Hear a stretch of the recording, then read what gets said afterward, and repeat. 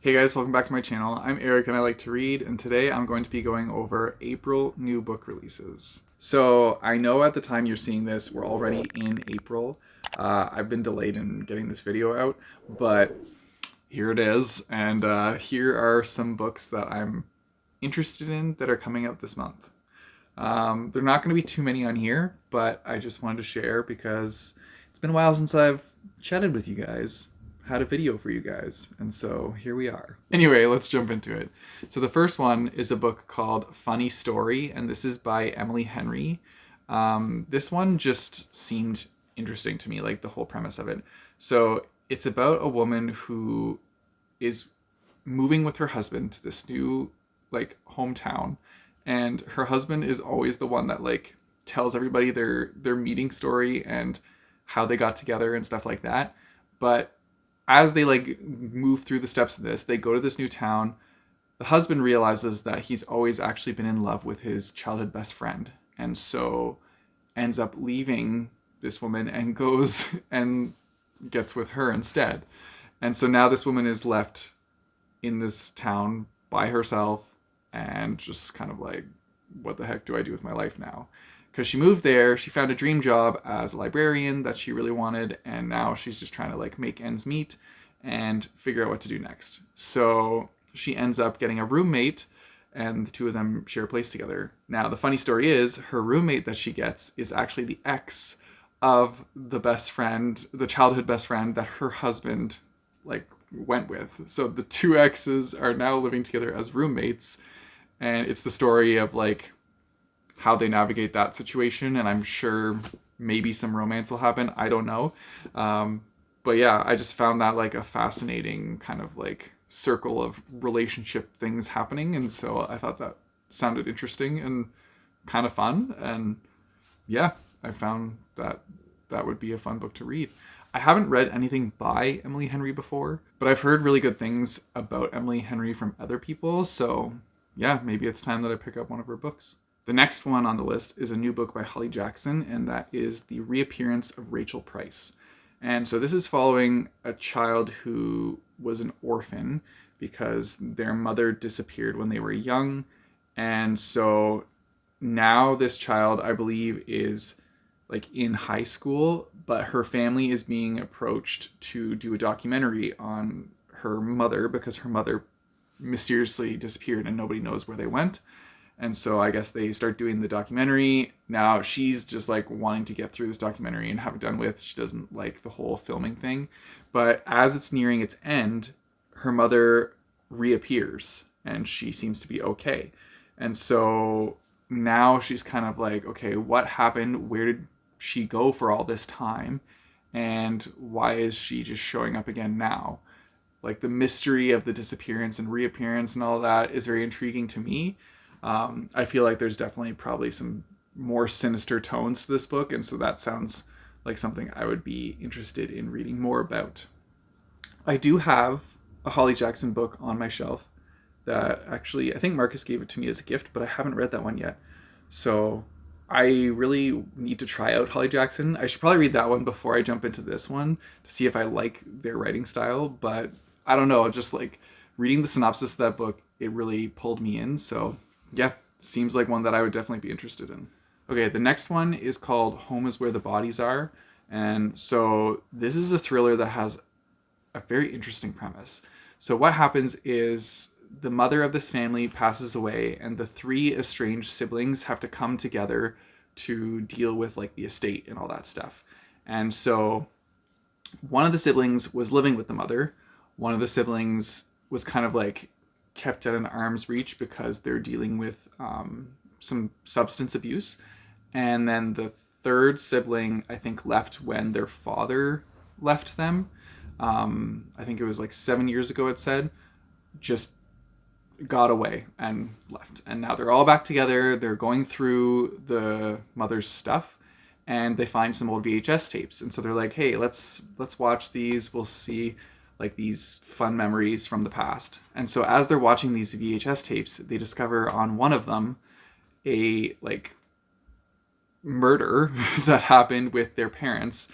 So in the video, it's their father covered in blood, and their mother is helping them, helping the father like cover up the murder.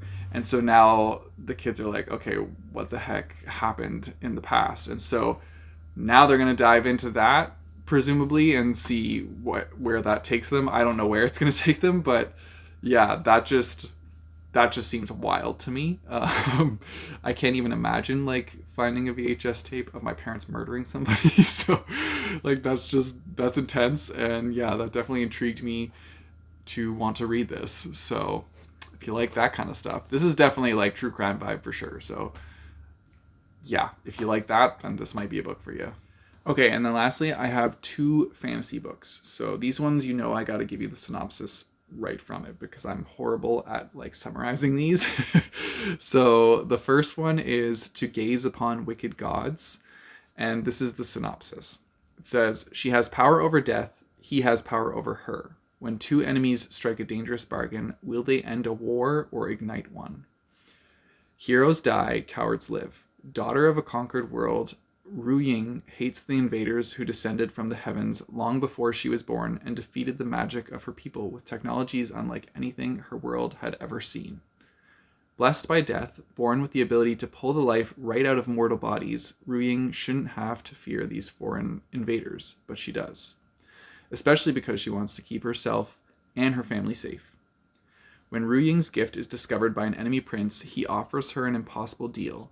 If she becomes his private assassin and eliminates his political rivals, whose deaths he swears would be for the good of both their worlds and would protect her people from further brutalization, her family will never starve or suffer harm again. But to accept this bargain, she must use the powers she has always feared, powers that will shave years off her own existence. Can Ru Ying trust this prince, whose promises of a better world make her heart ache and whose smiles make her pulse beat faster? Are the evils of this agreement really in the service of a much greater good, or will she betray her entire nation by protecting those she loves the most?" That sounds intense. I don't know if I would want to use that power if I knew that it like shaved time off of my own life to like pull mortal souls out of their bodies. Like, I don't know.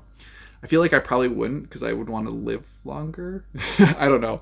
It sounds like a very interesting premise though. And yeah, definitely something I would read for sure. Okay, and then the last fantasy book is called Song of the Six Realms, and this is the same author that did A Magic Steeped in Poison. So yeah, listen to this. Zhu, a talented young musician, has no past and probably no future. Orphaned at a young age, her kindly poet uncle took her in and arranged for an apprenticeship at one of the most esteemed entertainment houses in the kingdom. She doesn't remember much from before entering the House of Flowing Water, and when her uncle is suddenly killed in a bandit attack, she's devastated to lose her last connection to a life outside of her indenture contract. With no family and no patron, Zhu is facing the possibility of a lifetime of servitude, playing the kin for nobles that praise her talent with one breath and sneer at her lowly social status with the next. Then one night she is unexpectedly called to the garden to put on a private performance for the Duke Meng. The young man is strangely kind and awkward for nobility and surprises Zhu further with an irresistible offer. Serve as a musician in residence of his manor for 1 year and he'll set her free of her indenture. But the Duke's motives become increasingly more suspect when he and Zhu barely survive an attack by a nightmarish monster, and when he whisks her away to his estate, she discovers he's not just some country noble. He's the Duke of Dreams, one of the divine rulers of the celestial realm. There, she learns the 6 realms are on the brink of disaster, and incursions by demonic beasts are growing more frequent. The Duke needs Zhu's help to unlock memories from her past that could hold the answers to how to stop the impending war.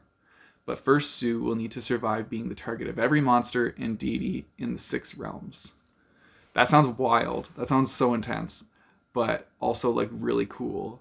And like, how fun would it be to like be working for the Duke of Dreams? I think that's a cool concept in its own. So yeah, definitely cool. Anyway, those are all the books that I am like interested in checking out that are coming out in April. I'm sure there are many more. So if you have any other ones that you're super excited about that are coming out, then definitely put those in the comments down below. If you guys want to support me, I have a Patreon and a Ko-fi page, which I'll put in the description down below, as well as linked by my bookmarks. You guys know the drill. Don't forget to like and subscribe. Hit that bell notification button so you're notified when I post new videos. I post my videos on Tuesdays and Thursdays. And until next time, keep on reading.